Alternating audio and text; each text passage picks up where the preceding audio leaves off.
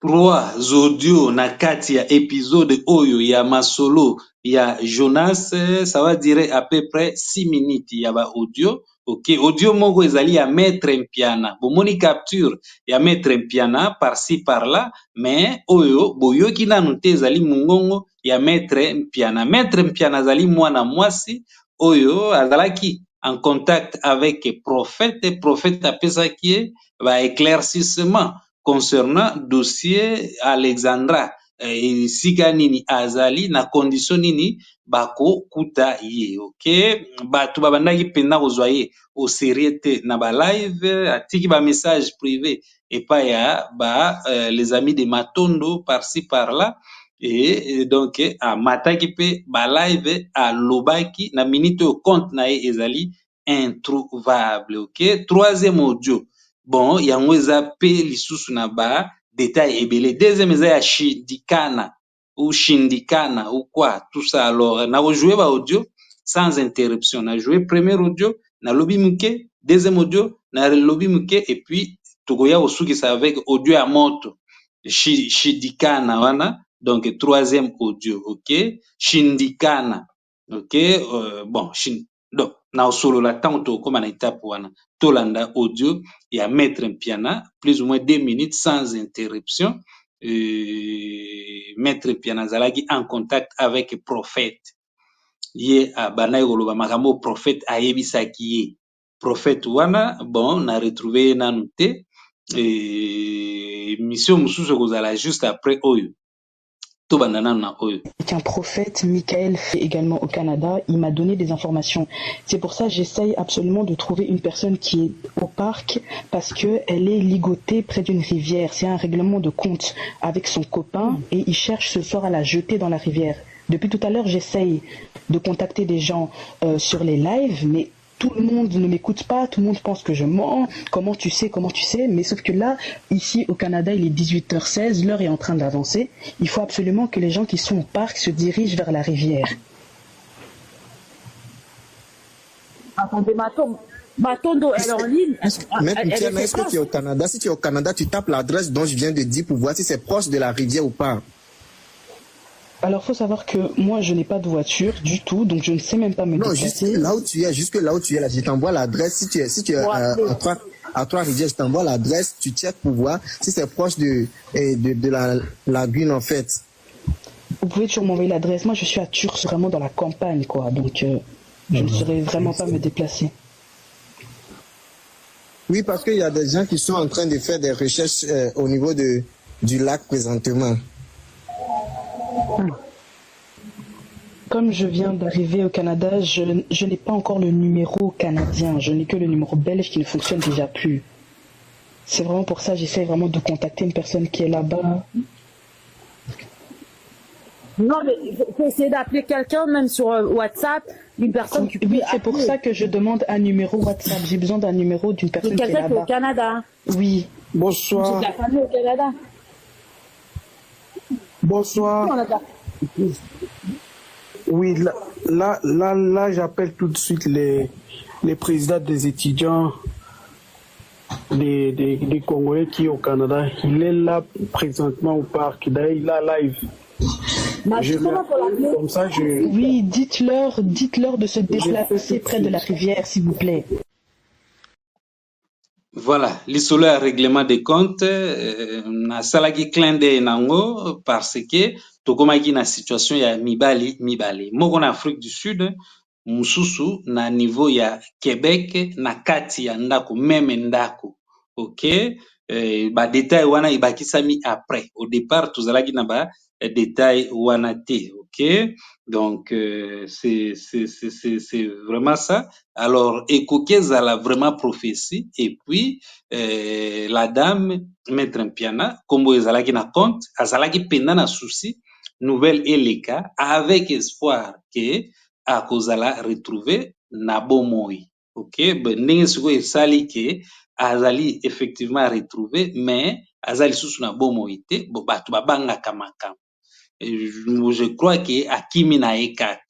ok, abombani na ye kaka, compte commis introuvable, mais capture, bomoni capture ezali, yango oyo awa, capture ya profil, yango wana muke, na tie elongi flou, mais message atindaki en privé, yango wana mungongo na ye, yango wana, mais ye abandaki kotransmettre message ya prophète, atangaki mpe kutu nom complet ya prophète, ok. Alors tokei na deuxième audio eza ya Shindikana, mais troisième audio nde sikoyo yango mpe ezali na ba précision ebele, c'est quelqu'un oyo abandaki mpe komata na ba live, bon voilà, bazalaki mpe na souci message eleka et ba détail na ba précision ya ba heure, tout ça yango ezali na troisième audio. Shindikana ye, je crois que ezali juste ba analyse ndenge tosalaka na ba critique, mais bato ba comprendre ye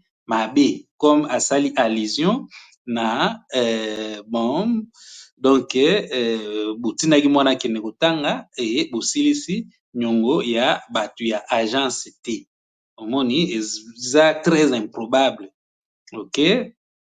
Mais ezali analyse na ye oyo bato bayambi yango mwa bien te, ye mpe asali video ya ba condoléance ainsi de suite. Nga conseil na kopesa ye ezali voilà, atingama na ba entrepreneuriat na ye, ba intégration, ba sujet oyo akouvraka d'habitude, tosepelaka ne mingi na ba direction wana, mais aza libre ya kosala kocouvrir actualité oyo asepeli kocouvrir. Shindikana et maître et donc audio wana mosusu ya moto sans interruption, soki ekomi na suka na kati épisode oyo, mais video mosusu ezolanda parce que ba matière eleki ebele, kala mingi te video mosusu, donc dans peu de temps awa des audios d'affilée. Bosali tout kope simbi mwana te Canada yo zwi mbongo ndenge boyokanaki omeli bango na mbongo. Après, tu viens sur Internet pour aller crier « Cherche-moi ma fille ». La police, cherche-moi ma fille. La police canadienne, c'est là où la fille, Alexandra, elle est. Parce que cette fille-là, elle avait un téléphone. Et pour tracer le téléphone, nous tous, on est là. Tu ne peux pas jamais fuir si tu as un téléphone. Même si c'est éteint.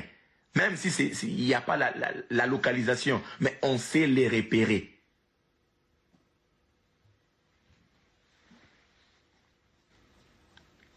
On sait les repérer. Pour repérer un téléphone, c'est très facile. Mais plusieurs gens viennent à l'internet parler. Alexandra a cherché. Aujourd'hui, je dois vous dire que non, la police canadienne a stoppé, a demandé. Personne ne peut chercher encore Alexandra.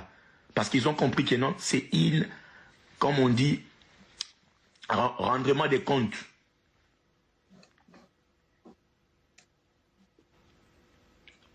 Maman, futa batumbongo na bango. Ngai nazara awa nalobaka ba biloko oyo. On t'avait laissé le message depuis. Bozalaka wana soki omone loko balaki sosko kenon ki mona meso okimi mbango na internet okyo koganga. Internet est un tribunal té. Ba juge omonaka awa baza batoloko la biso police rien du tout. Quand je dis que rien, ça dit rien. En gros, parce que les Congolais, ils ont toujours positivité. Donc, de mon côté aussi, je prie que tout va bien avec elle. Abika, tout le monde a envie. Mais je dis c'est que moi je connaissais. Donc, pour tout, comme pardon. Voilà, donc moi j'ai juste dit ce que moi je connais. Peut-être c'est vrai, peut-être c'est faux, je ne sais pas. Mais on a le bindé à moi, donc ils ont été que le robot soit qui va enregistrer un peu, mais on a police que mon toit le bible. Non. Ça n'a rien à voir avec moi, rien à voir avec mon petit frère. Famille Kaka et qui est la police dans le Canada.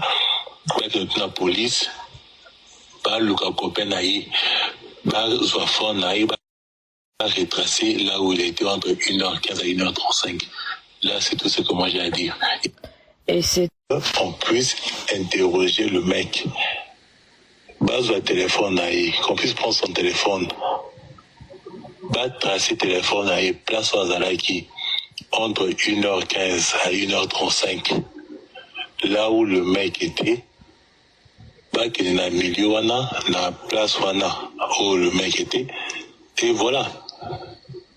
Donc c'est clair. Donc il n'y a rien que moi je peux dire ici, ou bien dire plus de choses que dans maîtriser, bah tracer carrément. Merci. Bah tracer en mode, bien que le mec copain c'était pas un Congolais.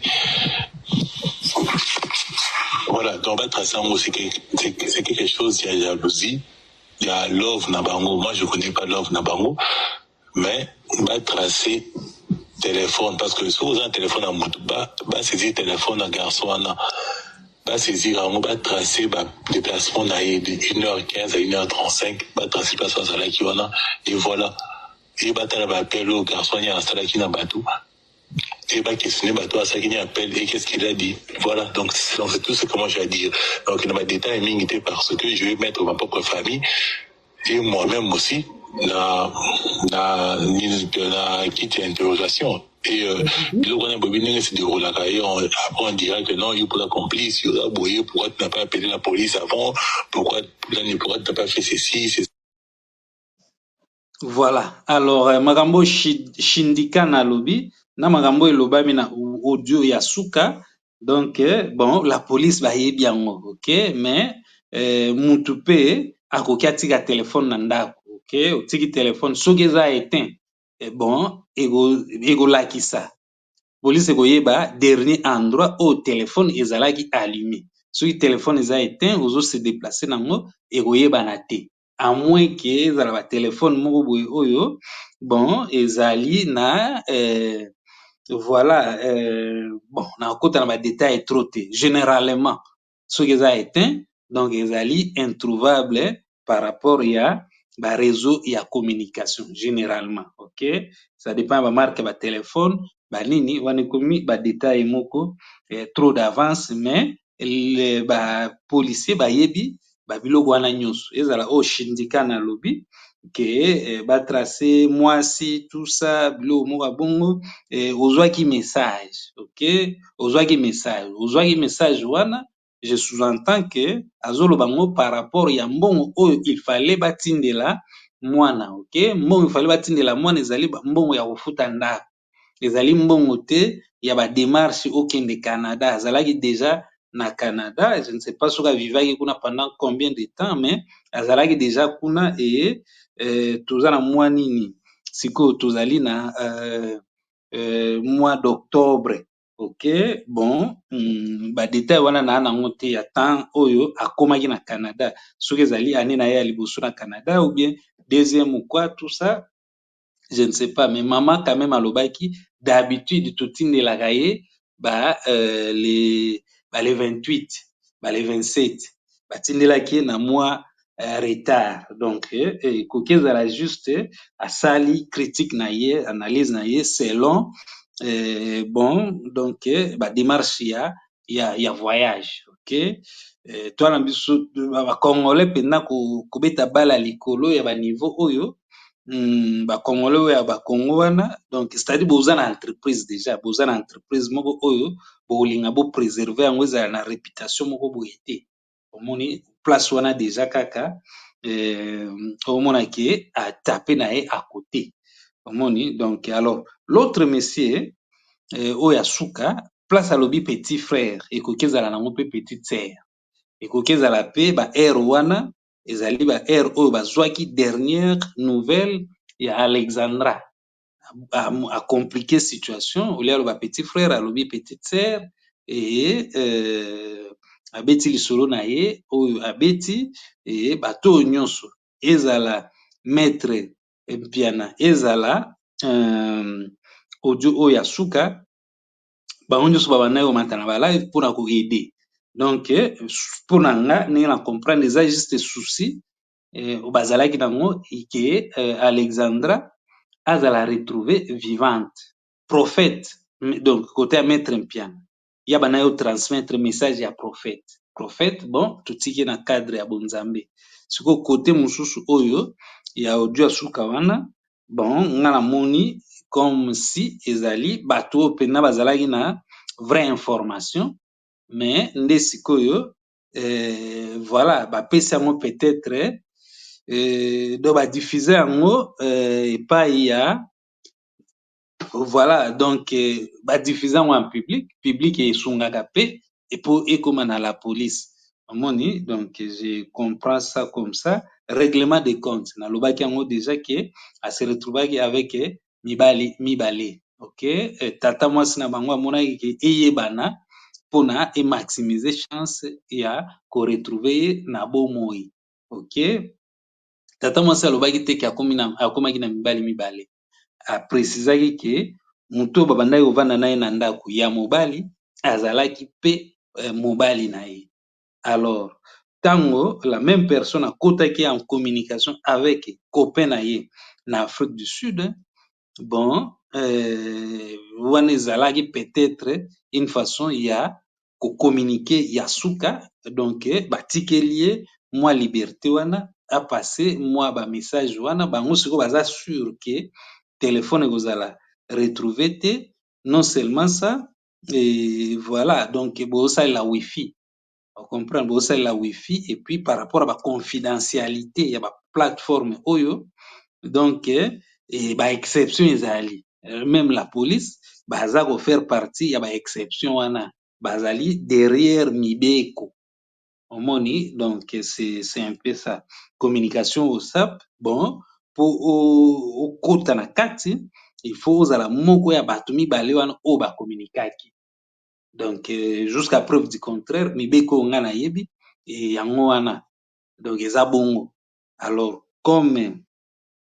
moto Afrique du Sud ye akozala na badetail te ya ba IP banini tout ça ya moto atindelaki ye message ya komona kaka message eye WhatsApp bango moko bakotaka te na kati donc ezali encrypté omoni donc naboyi naloba babilo ya trop compliqué mais sinon je m'arrête ici vidéo mosusu dans peu de temps parce que bamatière eleki ebele